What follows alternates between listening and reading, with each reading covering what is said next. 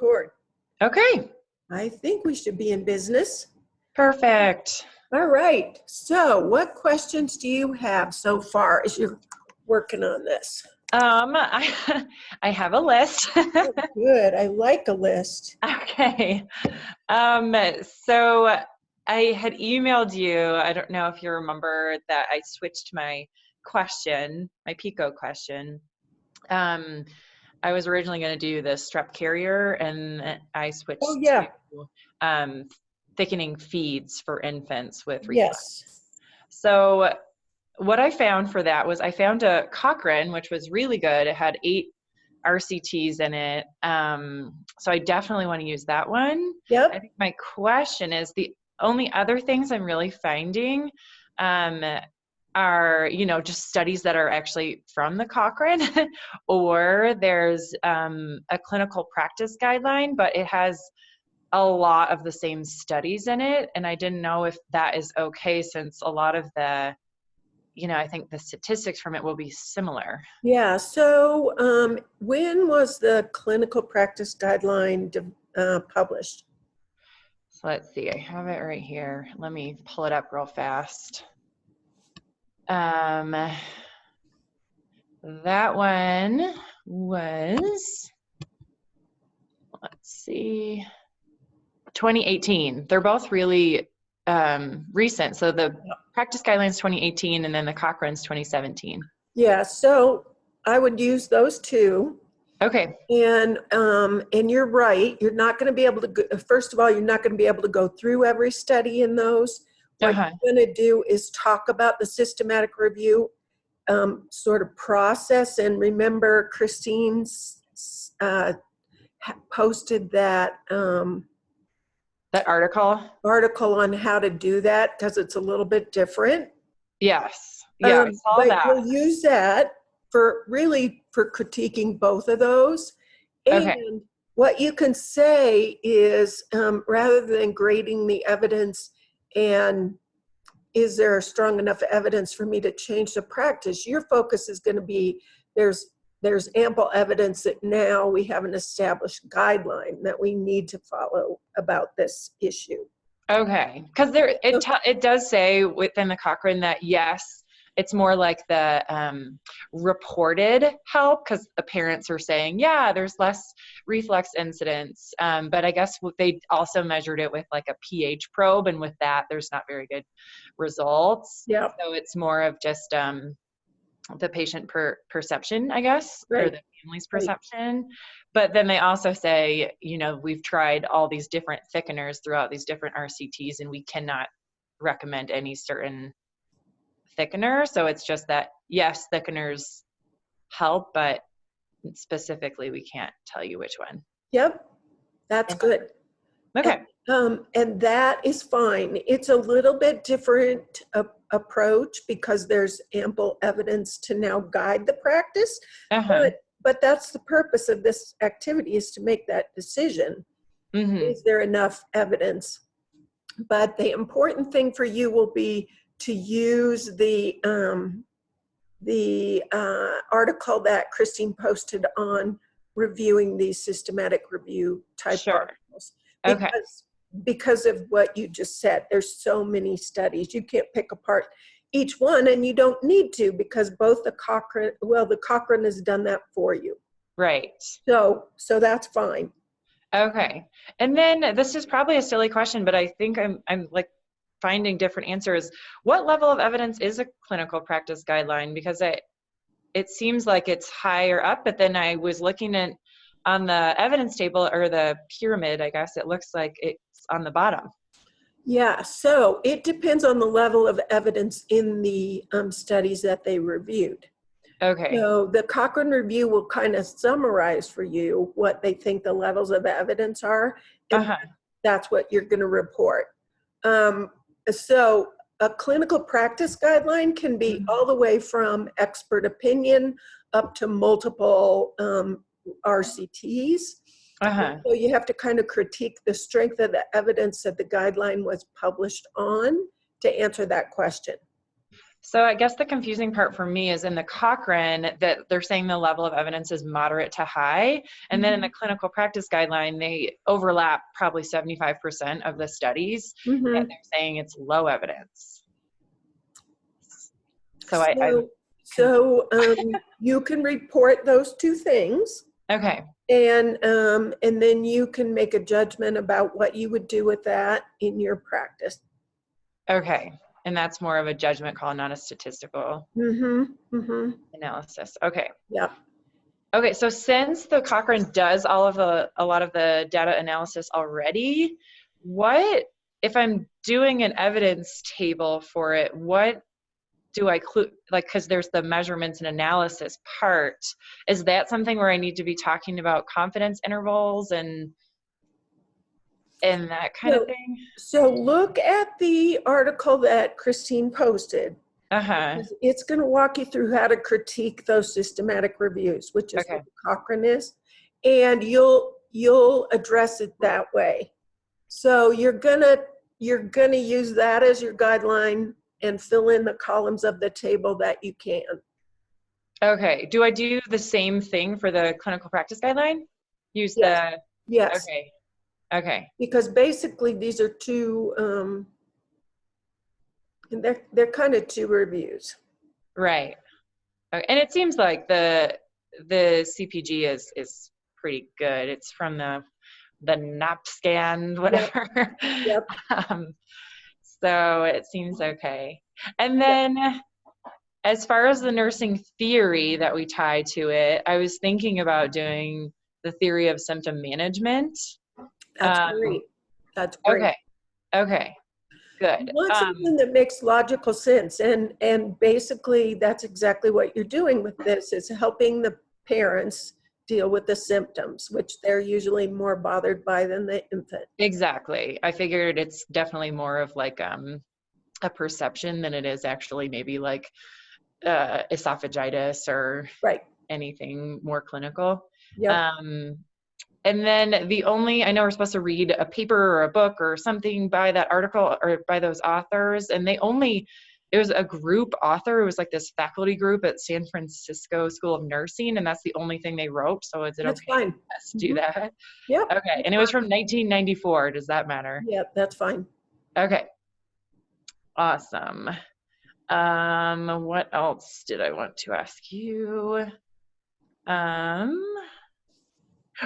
For the patient case, so we present the background when we first start. This is why it interests me. This is why I want to do this topic. But then it's, as far as a patient case, I mean, I don't have a specific case that I've just had several parents ask about reflux.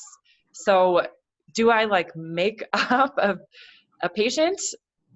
Or yeah, you can sort of describe the typical patient or the conglomerate patient of all those families that have asked you questions about this. Okay. So I can just say, in practice, I've seen many families asking these questions. This is what they're worried about. Okay. That is helpful to know. Okay. And then I think you might have already answered this one, but I was going to ask you if, since the Cochrane has 8 different RCTs, do I critique each study separately? But it sounds like no. No, just use that article that Christine posted around the systematic review, and the Cochrane is a systematic review, and you can, I don't know, were they able to do a meta-analysis with the studies in this particular review? They did a meta-analysis on only one. I think it was just on the patient, or their perception of reflux incidence, but they couldn't do it on pH probe. Good. Acidity. So report, that's the statistics that you want to report. The meta-analysis, and use the information in that article.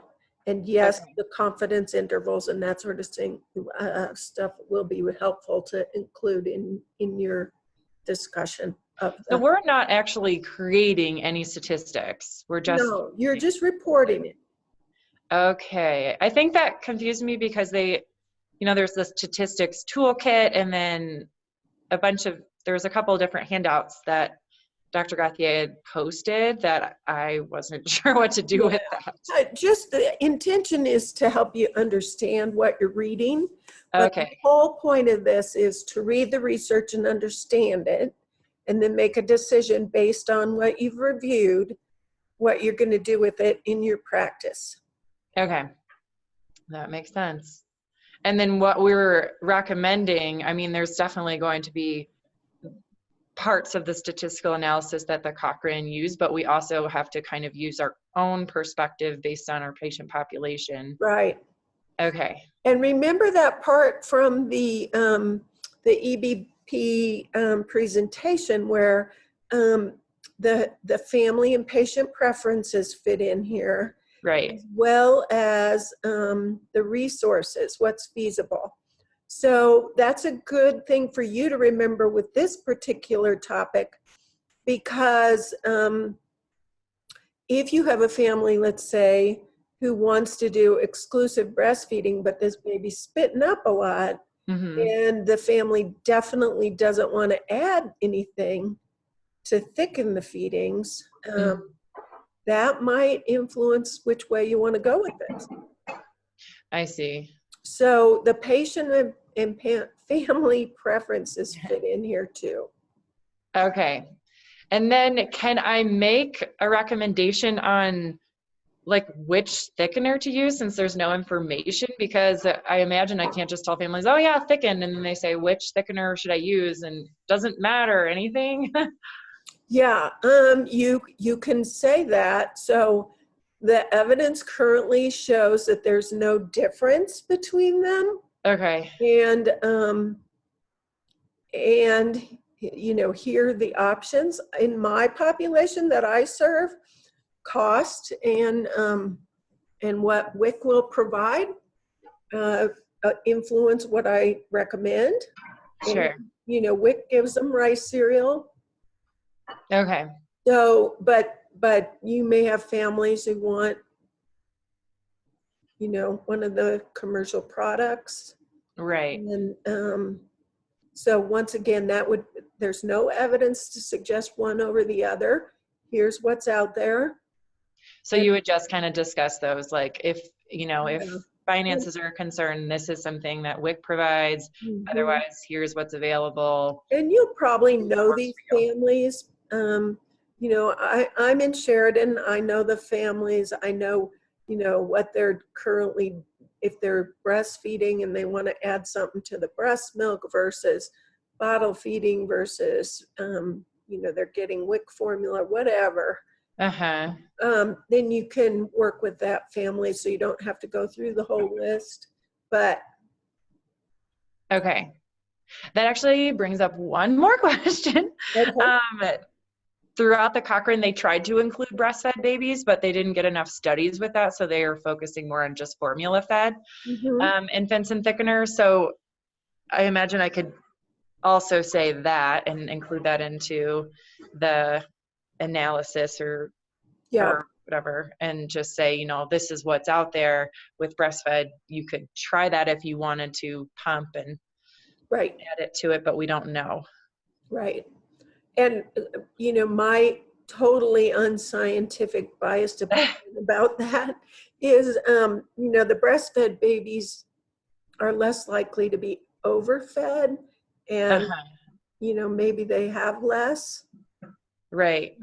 But if the family's already made that decision and they're already formula feeding, you can't probably reverse that at this point. Yeah, that makes sense. I do wonder about that. Okay. That actually answers all of my questions. Great. Yeah, thank you so much for doing this. I really appreciate it. Let me, since we're on the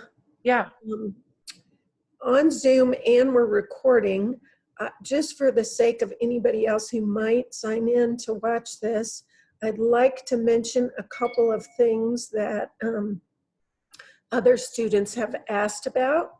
Sure. And that is, if you have an article, frequently and I'm sure you'll see this in the Cochrane Review, researchers are interested in this topic. They might have multiple studies and they might have multiple publications on the topic. And if that's the case, it's better to use multiple authors or multiple groups. So sometimes you'll even have a group of investigators at one site who do the research, and then one person will be first author on the first study or the first publication, and another author will be the first author on another publication. So as you look at it, you don't really even notice that it's the same author, but read that carefully and try to report research from multiple groups. And I bet as you look at these Cochrane reviews, you might see the same group did multiple studies. That just kind of weakens the evidence a little bit because you'd like to know if it works in other settings. So that's one thought.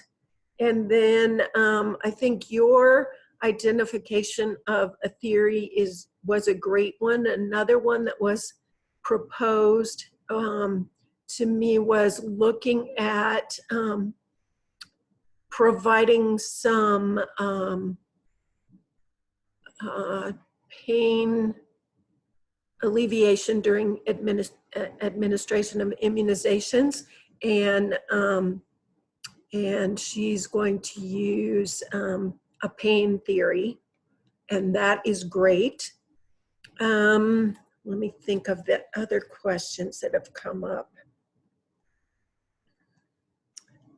Oh, I know something else that came up in critiquing the articles, and I suspect the Cochrane Review did this for you, but when you're looking at these studies, you want to know, people have sent me tables and said things like it was a small sample size and that's a limitation. In order to judge whether or not the sample in a study was adequate, they need to report to you that they did a power analysis before they started the study, and they usually call that a priori. They determine the sample size needed before they start. And they do that by conducting a power analysis. And if they don't tell you what the sample size was supposed to be determined ahead of time, or report a power analysis, and then the sample is small, then you can say that's a weakness. Sometimes they'll also say they determined the sample size by power analysis before they started, and they determined they needed 32 subjects, and then they report that they only had funding to collect data on 20. Well, then that's a weakness because they didn't meet their own power analysis. So that you really want to look at not just the number that they had, but was that number adequate? And they should report that somehow in telling you how they determined what the sample size needed to be to detect significant differences. And the language may differ. It may be, we determined the sample size or we did a power analysis, but that's something that you need to report, particularly if you are reporting on a study where the sample size is pretty small and you're saying that's a limitation or a weakness. Then I need to know how you know that that sample wasn't adequate. And we've already said don't use the same author. Try to have articles that are published within the last 5 years. Make sure, I can't remember if you mentioned it or somebody else mentioned it. Sometimes there is a protocol for a study that somebody's just been funded to do, and they'll publish what they're going to do. Those don't count because they don't have any data. So if they haven't reported data, those are protocols for studies that are just in process. That's not going to work. And I think that's all I can think of. Oh, your question was a really good one, Jesse, about the case. So if there's not one particular case that stimulated your interest in this, you can create kind of a composite from your clinical experiences. And I think those are the things that I came up with that of the questions I've gotten so far. Okay. When we present all of this, the questions that everyone will be asking, I mean, I'm sure it's going to vary a lot, but I think I'm just worried about the statistical analysis part of it, as others have mentioned. I mean, are there things that we definitely need to know? Yes. Well, for you have a perfect example in that article that's posted. So you are going to look at how they interpret the statistics for the meta-analysis, and that's where you're going to focus your attention. Okay. And you're going to report on that. And that's different than people who are, let's say, reporting on an RCT. So in general, if you're reporting on an RCT, you're going to talk about the sample size and did they conduct a power analysis? Did they meet the sample size they said they needed to detect differences? And then you're going to report what they found, what statistical analysis was conducted, and what they found. And you don't have to be able to conduct the statistics, but you have to be able to describe it and to say what it means. So did they detect significant differences with the intervention or didn't they? Was the sample size adequate? And for you, with the meta-analysis, you're going to talk about how they combined those studies and what the confidence intervals for the various studies were. Okay. And again, that article that's posted does a really good description of that for you. Okay. So she posted several articles that really talk you through what do the statistics in these type studies mean, and that's what we're looking for. Okay. What do these statistics mean? What does a p-value of 0.05 mean? What does a p-value greater than 0.05 mean? Okay. Just that kind of stuff. Perfect. That's helpful. And you know, if they have categorical variables, let's say, for example, I would suspect that many of the studies you are looking at probably have how many times did the child have some spitting up? Yeah, they do. So that's a continuous variable, and they can do parametric statistics. But if they decided they wanted to do, you know, the kid spit up yes or no, then that's categorical. Then they'd have to do non-parametric, like a chi-square. Or were there differences between boys and girls in the number of episodes of spitting up? So the categorical boys and girls, you'd have to do the analysis with non-parametric, like a chi-square. But those are the things that should be in the, you're going to say, what did they use and was it appropriate? So if they say they used a chi-square or a ANOVA or a t-test or a paired t-test, what does that mean and was it appropriate? And then what did they find? And what does that mean? Okay. But yours, you're just going to talk about the meta-analysis stuff. Right. Okay. That makes me feel better.